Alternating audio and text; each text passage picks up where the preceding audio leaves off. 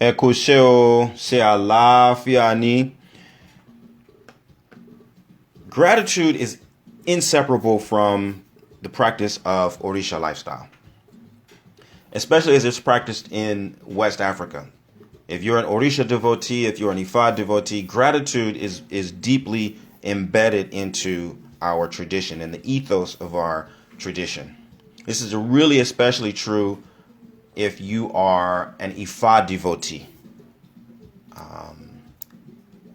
The person who can show gratitude and appreciation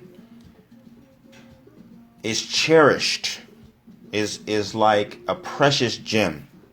This is true in life in general. Whether or not you're an Orisha devotee, gratitude really and truly is synonymous with high value within as a human being. Being grateful makes you a higher quality person, right?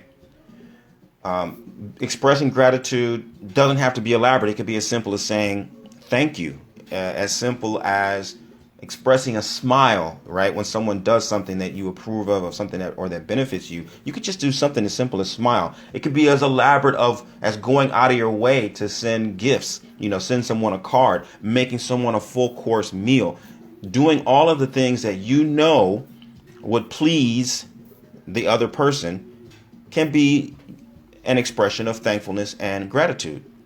No matter how you slice it, gratitude goes a long way. Appreciation has a real powerful impact.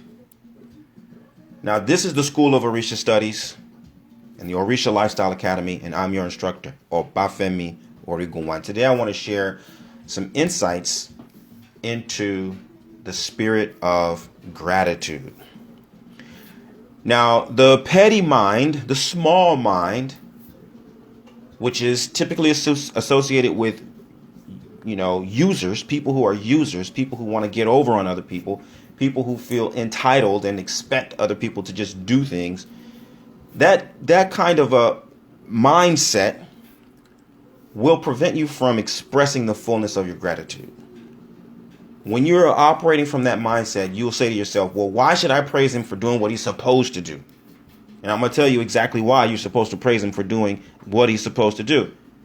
Because in the same way that he's supposed to do things for you, you're supposed to show appreciation when he does so. And like I said, it doesn't have to be elaborate. It can be small. But you have to acknowledge, you have to show that you understand, hey, you're doing something exclusively or explicitly for me. And I need to say that I recognize that, no matter how small it is. When we look at Orisha Olokun, for example, Olokun to me is one of the best examples of this level of gratitude and acceptance. Olokun is the greatest of all the water divinities because she accepts all forms of tribute, from the tiny drop of rain to the outpour of mighty rivers. They all flow into the ocean, which is the emblem of Olokun. That is a metaphor for appreciation and thankfulness for all things, small and large. Okay? There are multiple verses of Ifa that also underscore the significance of gratitude. One of which comes from the holy Odu Otua Irete. This is an Odu that by itself, Otua Irete, if you look at the words from the Odu, the name of the Odu is Otua Irete, but Otuayurete in Yoruba can also be configured to be otunrarete, to return and be initiated, to reinitiate oneself, to rebirth oneself, to reinvent oneself. And the verse runs this way. It says, to show gratitude upon gratitude is the owl of all gratitude. To demonstrate benevolence upon benevolence is the owl of all benevolence. Whoever does not show gratitude for yesterday's benevolence will not receive today's blessing. These were Ifa's message to the 401 Iromale when they were going to marry Okwe, which is gratitude, the daughter of Orisha Gbowuji, who is Obatala. They also declared the same to Orunmila when going to marry Okwe, the daughter of Orisha Gbowuji. I am grateful I receive my gratuity. I am grateful for yesterday's favor. I shall receive today's blessing. Otuairete, I am very grateful. This Ifa shows us how gratitude is a pathway to transformation. This is a pathway to fulfillment. This is a pathway to completion, which is expressed as Orunmila marrying Okwe. It's the coming together or the convergence, the unification of two complementary forces that creates the desired outcome. And that union is emblematic of Ifa, which you can tell when you look at Okwe. Okwe means gratitude, but Okwe also means the sacred palm. This is the sacred palm that we get Ikin from, which are the palm nuts that we use to cast Ifa. So Orunmila married Okwe. Orunmila married gratitude. And gratitude is synonymous with the sacred palm. Okwe is gratitude. Okwe is also abundance, because the sacred palm produces so many useful products, from the Ikin we use to divine, to the palm oil, to the palm fronds, to the branches, to the roots, to the trunk. Everything associated with Okwe is abundance, is wealth. And that's why it is synonymous with gratitude. It gives so much. And so we have so much cause to be thankful. Orunmila marries this entity. And in so doing, he becomes synonymous with abundance, with usefulness, with supreme service. And this is Orunmila's hallmark. This is what allows Orunmila to be the king of divinities, because he has infinite resources and he can bring those resources to bear on every kind of a situation. He can make a bad situation good. He can make a good situation better, in part because he has Okwe, the sacred palm, gratitude, the daughter of Orisha Gbowuji. And so when you want to become one with gratitude and thereby embody all the abundance and the wealth and the resources that make one thankful, you turn to Ifa. Okay? Now, in addition, there's some work that you have to do also to clear the way for the spirit of gratitude. One thing that you have to do in order to make space and create an environment that's conducive to gratitude is to eliminate all forms of complaint. Nothing screams ingratitude louder than constant criticism and complaining.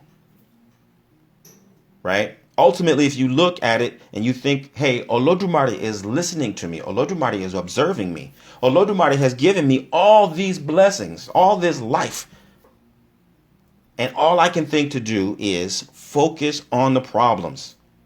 Listen, if you focus on problems, you will have more problems. If you focus on solutions, you will have more solutions. If you focus on gratitude, you will have more abundance. You have more reason to give thanks. So stop complaining. Stop criticizing. Start appreciating. Okay? Truly transformative appreciation is like a code or a secret PIN number. It gives you access to attention, protection, and provision from your loved ones and from the divinities alike. If you're not naturally grateful, because some people are not naturally grateful or they haven't been trained to be grateful, you have to make it your highest priority to cultivate the spirit of gratitude in your heart. Learn to feel and express sincere appreciation for the gift of life. You could do it really simply just by counting your blessings every single day. First thing in the morning and then multiple times throughout the day. Give thanks. Give thanks. Give thanks. The Yoruba say, I give thanks for all of the people around me, even those who looked upon me scornfully in my time of need. Because even they affirm the fact that I am alive. I'm not dead. If I were dead, if I were underground, if I was, locked away someplace, I would never even get to see the scornful eye of my detractors. So I'm thankful that I'm in a position to be seen, to be heard, to be recognized, to be acknowledged. It's a genuine reality. Be thankful. Show gratitude upon gratitude. Okay? Count your blessings, and if you don't genuinely start to increase a sense of gratitude, then you get down and you even pray. You ask Olodumare, you ask the divinities, you ask your ancestors to help you cultivate and increase this spirit of gratitude. Ask Olodumare to demonstrate to you, to reveal to you the practice and the discipline of being thankful. And then every time you see the opportunity, demonstrate explicit and unmistakable appreciation and gratitude. You're going to be so amazed. You're going to be so impressed. You're going to be so moved by how powerful the practice of gratitude truly is on your life and the lives of others. The last thing I want to say about gratitude is that it's a lot like thankfulness. It's a lot like forgiveness, right? It's a lot like forgiveness. It's a lot like respect. Sometimes people feel like you're going to hold on to your respect until the person around you or the person next to you shows you respect. And that's not how it works. Sometimes we feel like, well, I'm not going to forgive. I'm never going to forgive until this person forgives or asks for forgiveness. That's not how it works. That's, again, the small-minded thinking, and it makes you externalize everything. You think that your gratitude is for the other person. You think that your forgiveness is for the other person. You think that your respect is for the other person. But in reality, what you're doing is you're demonstrating your true values. You're making your values evident by being thankful in all circumstances. It's not for the other person. Sure, the other person's going to feel it, and they're going to have a chance to respond to it too. But you're the one who's going to receive the blessing by exercising your belief, your conviction, your commitment to gratitude. So do it for yourself. And you're going to see that as you do so, other people will be also affected as well. I hope this is a meaningful message for you and that you can find a way to practice it. And I like to hear your responses. I like to hear your experiences. What happens as you put yourself on a 30-day gratitude diet? You count your blessings all day, every day, right? And you express that gratitude inwardly and outwardly, in small ways and in big ways, to the people who you know and even the strangers on the street. Tell me what happens. I guarantee the outcome is going to be favorable for you and those who you're destined to serve. To learn more, visit me at orishalifestyle.com or obafemio.com, and let's see how we can take your practice and your life to the next level through gratitude. Odabo.